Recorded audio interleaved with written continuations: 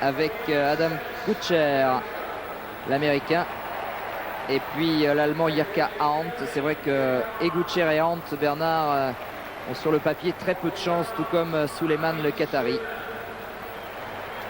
Les favoris, les voilà, avec Richard Limo, le Kenyan, superbe lorsqu'il s'agit de cross-country, et très très bon aussi donc sur 5000. Et puis Fita Bayessa, l'un des lieutenants de Gebre Selassie, l'ancien champion d'Europe de cross, Sergei Lebed, pardon, Lebed c'est autre chose, Lebed, l'Ukrainien, et puis le grand favori Bernard, Ali Saïdissiev, l'Algérien d'Angers.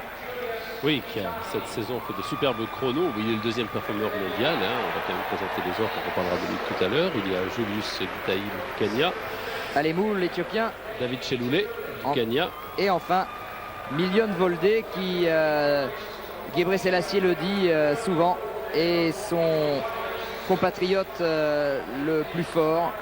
Milion Voldé qui lui sert souvent de lièvre d'ailleurs dans ses tentatives de record de ces dernières années. Milion Voldé, c'est le fidèle lieutenant de Gebre Selassie, et c'est vrai que Gebre ne cesse de dire du bien de lui. Alors vous savez, je crois que c'est très très ouvert. La grande révélation, vous avez eu raison d'en parler Patrick, c'est Ali Saïdissiev qui est bien rangé, qui est entraîné par Patrick Dupont. Philippe, oui. Patrick, c'était... Oui, c'est petit rat d'opéra. Oui, c'est petit rat d'opéra. Attention aux jambes, là, aux chaussures. Il faut qu'elles soient derrière la ligne blanche. Voilà, c'est parti. Donc, Ali Saïdissiev qui va essayer d'offrir à l'Algérie une deuxième médaille d'or après celle de Nouria Medida sur 1500 mètres. Et Ali est en troisième position. Vous l'avez dit, il s'entraîne avec Philippe Dupont à Angers. Il s'entraîne par exemple avec Patricia Djaté. Voilà, c'est ça. Philippe qui était un ancien coureur de 800 mètres, brillant d'ailleurs, qui est entraîneur national et qui a la chance d'avoir cette petite merveille. Peut-être nous allons voir un entraîneur français heureux tout à l'heure. Alemou, l'Éthiopien. Et puis maintenant, à ses côtés, Bayissa. J'ai l'impression que les petits hommes verts vont essayer de cadenasser la course, en tout cas de la contrôler. Oui, peut-être. Alors, quelle peut être leur stratégie? Car il faut quand même savoir que le Marocain Brahim Lalafi a couru en 12,49. Il avait fait l'an passé, il s'était arrêté, je crois, au championnat du monde aux portes du podium. Cette saison, il a franchi un cap. Donc voilà, mais ceci dit, ça ne va pas très très vite. Et c'est qui permet à Jirka Arndt, l'Allemand, de tenter une petite sortie. Les Éthiopiens se concertent, ils vont apparemment pas aller le chercher. Ils vont laisser Arndt faire sa course, lui qui a réalisé cette année 13-21, ce qui ne le place pas comme très dangereux. Mais sait-on jamais, cela dit. Dans cette allure, ils peuvent laisser partir. Ils reviennent quand ils veulent. Bon, Ali Saïdissiev est en troisième position de ce groupe, donc il n'y a pas le feu. Bon, vous savez, l'Allemand quand même a un record à 13-21. Donc je vais vous dire, il est à 30 secondes en dessous des records des autres. 30 secondes, ça vous fait un demi-tour de piste, Patrick. L'Américain Adam Kutcher qui est en train de remonter le peloton. C'est vrai que ça ne va pas vite. Et qu'Ali Saïdissiev doit tranquillement donc se positionner. Il est en troisième position. Bon, il n'a pas exactement la corde, mais enfin il est bien placé. Il contrôle à droite, il contrôle à gauche. Et pendant 500 peut-être, et encore, on ne sait pas. En tout cas, les Éthiopiens, Bernard, ont, à mon avis, un peu accéléré l'allure. Là, ils sont tous les trois en tête. C'est pas franc, Patrick. C'est pas franc. Non. Ah non, ça y est, se relève. Non, c'est pas franc. Je ne comprends surtout pas ce que font les athlètes du Kenya. Je vous le dis, là, je comprends. On les voit pas. Si, ils sont derrière, mais je comprends pas. Voldé en tête, Milion Voldé. Peut-être sont-ils un peu jeunes, quoique. Et le japonais là qui doit avoir des fourmis dans les jambes, Takaoka, qui se rapproche maintenant.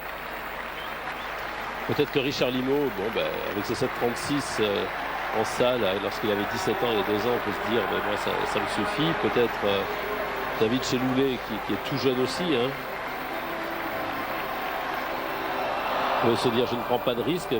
Je pense qu'il se passe aussi quelque chose maintenant, c'est qu'il y a un petit complexe, ça ne fait pas un complexe, mais je pense que maintenant les Kenyans respectent beaucoup plus les Marocains et les Éthiopiens qu'il y a peut-être 8 ans. Ils en ont un petit peu plus peur car ils arrivent à faire des performances remarquables. Il a failli tomber. Alors c'est qui est-ce qui accélère? C'est Lalafi. Ouais. Il a raison, il faut pas qu'il reste comme ça. Lalafi qui accélère. Petite pré-fatigue avant sur 4200 mètres qui va l'emporter. Alors faites vos jeux, il reste 800 mètres à parcourir. Vous avez déjà vu un 5000 avec 15 personnes à 800 mètres de l'arrivée. Ouais, personne n'est lâché évidemment. Même l'Ukrainien, le bid que l'on voit en difficulté, a réussi quand même à s'accrocher. Et ainsi que le Qatari Suleiman en fin de peloton. Peloton toujours emmené par Saïdissiev. Alors vous savez, c'est peut-être à celui qui va surprendre les autres, à celui qui, parce que c'est pas encore très rapide, à celui qui, comment dire, arrive à se relâcher le plus possible derrière, attend son heure et partira soudainement. Qui va lancer la première accélération, peut-être chez Loulé, le Kenyan qui est en train de se rapprocher. Ouais, tout le monde arrive. Là, ça va partir à 500 mètres, c'est obligé. C'est pas possible. Qui va prendre la responsabilité? Voilà, ça y est, l'Éthiopie à la corde. Regardez. Mais Saïdissiev vient de contrer tout de suite. Saïdissiev, c'est lui-même qui prend la responsabilité de l'attaque. À 400 mètres de l'arrivée, Saïdissiev donc est parti. Attention, derrière c'est Milion Voldé, le lieutenant de Guébré qui est là, Lalafi en 3e position pour le Maroc. Oui, un petit trou c'est fait, Lalafi n'arrive pas à accrocher. Hein, effectivement, lui c'est plus un coureur de train.